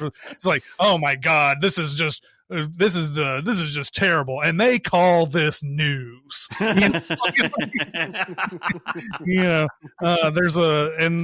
a scene where like Frank Drebin is searching the pockets. He thinks he's searching the pockets of somebody in front of him, but he's actually doing George Kennedy's pants and everything. So he's got like he's like he pulls out his wallet and says, "What are you doing with the pictures of my partner's wife?" or whatever. And George Kennedy's like, "You've been sleeping with my wife?" And beating the shit. But yeah, he's in Cool Hand Luke. A supporting player in Cool Hand Luke. He's great in that.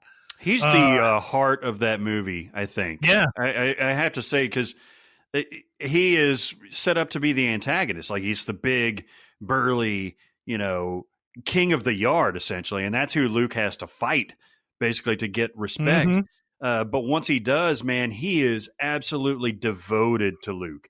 He's the one that does the roll credits. Oh, yeah. He's the cool hand. That's one cool hand, Luke. He's the one that's his hype man for the egg eating contest. He's like, "Come on, baby, you can do this. You can do this." He's one of the ones where the lady's doing her car wash, and he's like, "Oh Lord, I'm dying, boss." He's out there like shoveling in the dish and everything. Yeah. Oh man, he's spectacular in that movie. He's in The Dirty Dozen. Yeah. Let me see what else is in here. His main thing was like the disaster stuff, like Airport and Airport 77. He was in Airport 75 and was it all these airports, Airport 77, and I get the sense that the Zucker brothers saw George Kennedy in all these airport movies. Yeah. So, I wonder if they tried to get him in Airplane at the time. They may not have had enough clout to get George Kennedy back then. But they ended up putting him in Naked Gun, and I'm sure that they told him what a big fans they were and everything. But he's another kind of guy, man, that I haven't seen too much of his stuff. There's some notable credits on here, a lot of TV, and things like that, but there's not very many other things on here that I could say, yeah, I know him from that. He's great. Thunderbolt and Lightfoot is a movie that I can't remember him in that movie though. Yeah, I can. Because I caught that fairly recently. That's Jeff Bridges and Eastwood, isn't it? Yeah. And I saw him in that. He was really good. That movie is very surprisingly watchable. For mid to late 70s kind of. And speaking of Albert Brooks, he's in Modern Romance, which is a really good movie, but another movie that I just don't really remember him that much. And whenever we do these retrospectives and everything, there's always a few that pop up that you're like, man, I probably should know more about these movies, but I'm gonna have to got a whole list of stuff that I need to watch now. So that's our 2016. We'll move on to 2017. Either, who knows, maybe next week. I don't know. Depends. I got to tell you, I really enjoyed this. This is movies that we don't talk about very much, actors and directors that we don't talk about. in depth very much. I'm down, man. I think this is awesome. Yeah. Okay. Well, that was fun. I think, them dying is, there's no way I can get out of this, is there?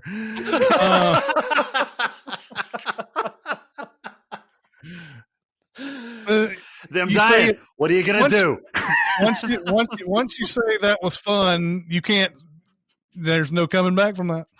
It was fun though, talking about their careers and everything. I don't, wish death upon anybody, but to do the retrospective on these careers, I think I really enjoyed that. So yeah, I'll be, looking forward to doing 2017 and so on. Okay, well, that's going to do it for this week. Keep going to SinCast presented by Cinemasins on Facebook. We're also on Cinemasins Twitter. Music Video Sense Twitter. We're on Discord. If you want to get on Discord, did you say that the link was gone on Reddit now? Yeah, I couldn't find it the other day. So let me contact one of the mods and inquire. And for now, that's not. There is a post on the subreddit asking for the link, and the link is provided in the comments. The name of the post is Discord ? Okay. But for now, it's not easy to find on Reddit. Okay. Well, if you are listening to this and want to get on Discord, you can go to the Facebook page and private message me, and I will give you an invite there. And then we're also on SoundCloud. That's going to do it for this week. It's Chris Atkins and Jeremy Scott and Barrett Sher. We'll see you next time. Thanks for listening. Comment on our episodes on our SoundCloud page. Check us out on YouTube, Twitter, Facebook, and Reddit. And be sure to visit cinemasins.com.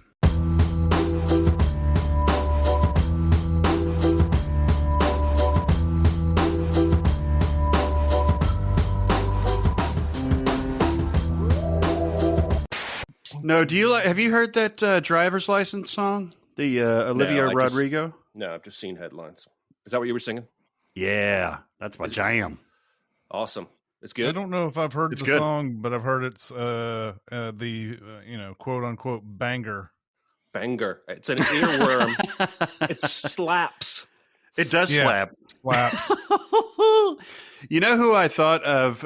But yeah, you guys should both listen to this song. It's such a teeny bopper. Like, I'll never love again, even though I'm only 17, and like I'm driving around your neighborhood, and you're not with me, and all that. That's creepy. But no. I mean, it's written from a 17-year-old girl's perspective. That's what she is. Hey, 17-year-olds can still stalk.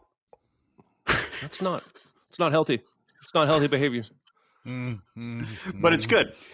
This conversation is already not good. When I did jump it and it started, I got every computer error known to man on this vehicle.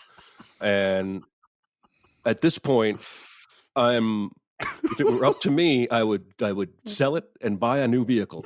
But I have to figure out a way to get it to the Jeep dealer, which is only a couple miles away, and then I'll just let them charge me an arm and a leg to fix all the shit I broke. Just by jumping it off. Too bad limp home mode doesn't mean you can go to the store, the auto mechanic that's 2 miles away, because you can only limp home. You can't limp to the auto mechanic. Yes. Yeah. Well, It's got a homing beacon on it. My fallback is to try and drive there at 22 miles an hour, but to do that, I have to jump the thing off again, and I'm weary of the whole thing. I'm not a car guy. I also went deep on this year's research to the most reliable vehicles by brand. And my wife and I own two of the least reliable kinds of cars you can buy. Interesting. What's that deal with this? Do you know what the new rules are with Blu-ray releases? Was there ever a mandate of when you had to release it, or did the studios just say, what is it, 8 weeks or 10 weeks after it leaves theaters, we're going to release it? Yeah, I'm sure there was an arrangement from the studios who wanted to get that thing on Blu-ray or whatever as fast as they could. I think one of the big fights was trying to get an even faster window for a while. They were trying to get that, trying to get it out, like, I don't know, 4 weeks. I don't know how long it was, but there was always disputes with studios and theaters about the window that they had. And I don't know what magical formula Warner Brothers is coming up with right now for their, we're going to show Wonder Woman for free for this long or whatever. And now we're going to, I guess it's on streaming services for a price, I guess. That's what is I don't know. And then we'll come out with it on Blu-ray on March 31st because that makes sense to us. And there was one, I wrote a sin on one. It was just Sex Blood. That was the name. And did you? It's still a good movie, right? I love it. I mean, it's got its issues, but I love it. Oh yeah, it's fun. The problem with Last Action Hero back in the day was that it came out a week after Jurassic Park came out. Yeah, they that's decided a real wicked to be pisser. a direct competitor. If I remember right, I don't feel like the audience was really ready for what the movie was going to do either. I think maybe it had been marketed a little too heavy on the action side, and it's a comedy, I think. Yeah, it is a comedy. It comes right after Terminator 2. Well, I mean, it comes a couple years after Terminator 2. And Schwarzenegger is, the trailers for Last Action Hero. I remember the teasers where there's a lot of action and stuff, and he's coming out of the screen, quote unquote, and being really serious, Arnold Schwarzenegger. So I think a lot of people did expect that to be, not. They expected it to be more of an action, but opening weekend, Jurassic Park was in its second week. Opening weekend of Last Action Hero did like 13 million, something like that. And ended up making 50 million domestic. It died. You probably could have put Independence Day on 2 weeks after Jurassic Park, and it would have been buried. Yeah. I mean, Jurassic Park was going to bury everything for months. Oh, no doubt about it. It was a baffling decision. Of course, we talked about that. I've talked about that before. The book, Hit and Run, which is about Sony during that time. They made Cliffhanger and Last Action Hero and Hudson Hawk and all these movies and they gave all those stars $20 million and like too much control. And they Gruber and Peters, like both like, just like turned Sony into this like personal, like they redecorated the lot. I think they started putting all these statues out there and like spending money and like, they spent $500,000 on putting Last Action Hero like logo on a rocket shooting into space. I mean, there was a tone that people weren't expecting on that. And if they had marketed it better and they'd come out with it on a different weekend at some point when Jurassic Park was going to die down. I don't know if they must have not realized Jurassic Park was going to do well, because I guess there was I don't know. I guess you thought that there was no way that was going to do anything when you first saw trailers for it. I don't know. I mean, that trailer, the trailer for that movie was so great. Yeah, the trailer for that movie was basically like, everybody's going to see that. Yep. I mean, it was absolute peak Spielberg, and I've told this before, but I stayed up all night Thursday night before the movie came out reading that goddamn book because I wanted both experiences, and they're both great, but completely different. Yeah. It's a Jeremy movie. That's a Jeremy movie, I think. I could see that. The way you were talking about it made me want to see it.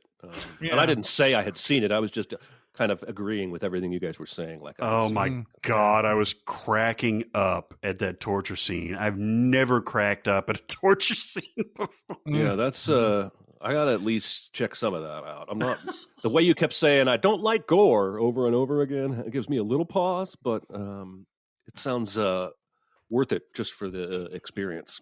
Takashi Miike is you brought up Saw and Hostel and all that.